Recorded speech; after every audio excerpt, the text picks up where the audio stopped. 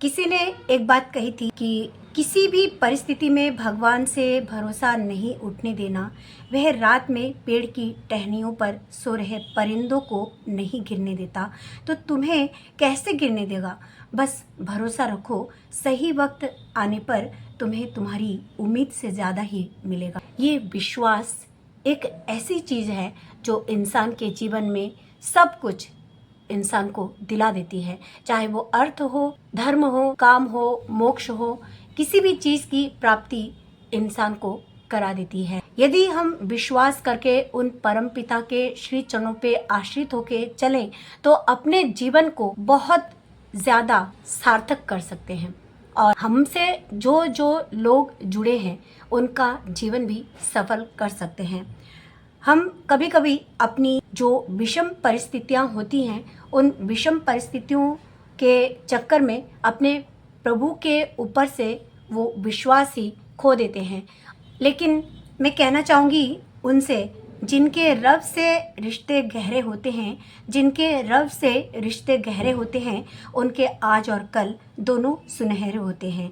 कभी भी हमें अपने अंतर्मन में अपने उस रब से, अपने उस परमपिता से किसी भी तरह का कोई शिकायत नहीं करनी चाहिए। हमने जो कर्म किए थे उससे भी ज़्यादा सुंदर उन्होंने हमें लाइफ में दी है। आप और हम सोच सकते हैं कि हम दुनिया के लिए क्या करते हैं, हम दुनिया के लिए कितना करते हैं। भगवान ने इस दुनिया में उससे भी ज़्यादा हमको दी है। कभी कभी ऐसे होते हैं हमारे जीवन में, कुछ ऐसे शख्स होते हैं जो हमारी बातों को नहीं मानना चाहते हैं या फिर कोई हमसे ज़्यादा वैर करते हैं या हमारी कामयाबी से चिढ़ते हैं और कहीं ना कहीं हमको ऊंचाइयों पर चढ़ते हुए देखने से बहुत ज़्यादा जलते हैं। तो छोड़ दीजिए ऐसे लोगों को उनकी हालत में, अपने प्रभु जी की ओर ध्यान केंद्रित करके एक सत्कर्म हम यदि करते रहें तो उस इंसान को वक्त ही जवाब दे देगा। हमें किसी को कुछ जवाब देने की कोई ज़रूरत नहीं होगी। वक्त सबका इलाज है। वक्त से बढ़कर औषधि इस पृथ्वी में कुछ नहीं। बस सब्र का फल मीठा होता है। तो सब्र के सहित हमें अपने प्रभु श्री चरणों की आसक्ति, प्रभु के प्रति एक ध्यान, एक ज्ञान, एक तपस्या हम सभी को करते रहना पड़ेगा। तभी हम अपने जीवन को सफल, सुंदर, उन्नत, आनंदित कर सकते हैं।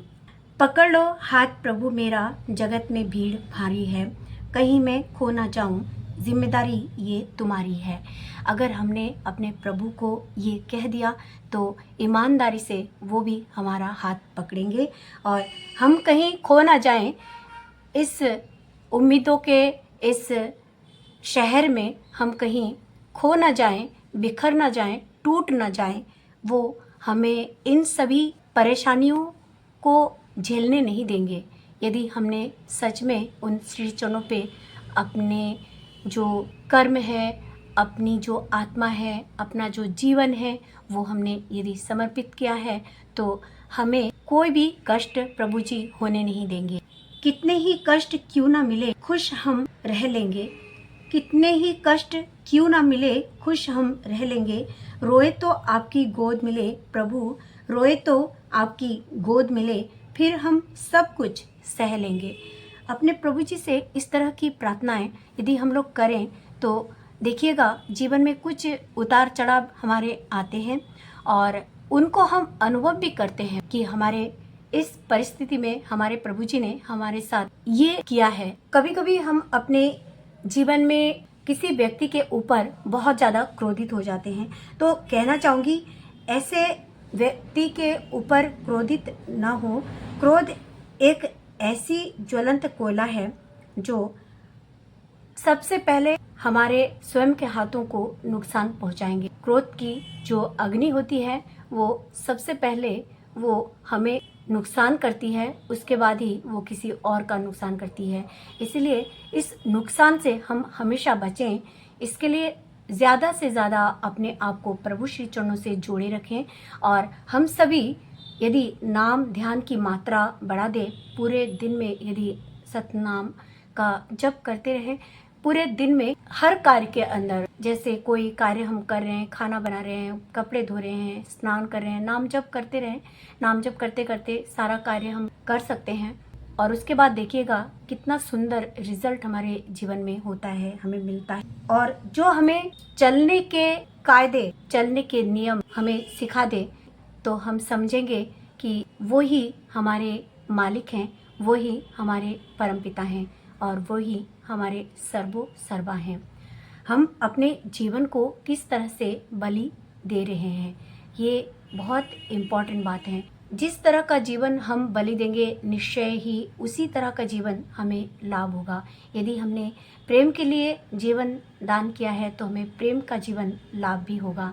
ये प्रभु जी की बातें हैं और उनके बातों के अनुसार इस समाज, इस देश, अपने घर परिवार में जितना संभव हमारे एक सर्किल के अंदर, जो हमारे सर्किल के अंदर आते हैं, एक दायरे में, एक लिमिटेशन में, प्रभु जी ने हम सभी को प्यार करने के लिए कहा है, लेकिन वो एक लिमिटेशन में वार्तालाप करने के लिए कही है। जैसे किसी चोर डकैत ऐसे लोगों के साथ में हमारा कोई ताल्लुकात ना ही हो तो ही अच्छा, परंतु जो अच्छे लोग हैं, अच्छे व्यक्तित्व हैं हमारे समाज के कुछ, उनके साथ में अच्छे ताल्लुकात, हर सुख दुख में उनके परिवार के हिस्सेदार बनना, भागीदार बनना, उनके हर खुशियों में, हर सुख में उनके साथ शरीक होना, इन सभी बातों का हम सभी ध्यान रखें। जीवन में सुंदर गति से चलते रहें, अपने प्रभु जी के श्री चरणों पे समर्पित होके चलते रहें, अपने प्रभु जी के श्री चरणों को लक्ष्य करके चलते रहें।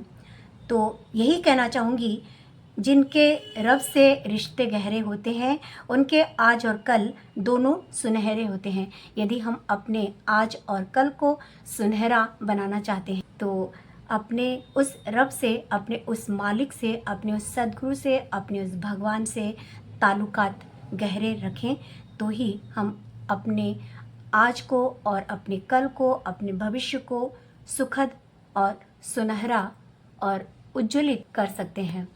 तो मैं आप सभी की मंगल कामना मेरे प्रभु श्री चरणों में करती हूँ। आप सभी का जीवन सुंदर, उच्च, आलोकित और प्रभु श्री चरणों की भक्ति से परिपूरित रहें। आप सभी खुशहाल रहें। इन्हीं प्रार्थनाओं सहित आज मैं आप सभी से विदा लेना चाहूँगी। आप सभी को प्रणाम। जय गुरु, वंदे पुरुषोत्तमम।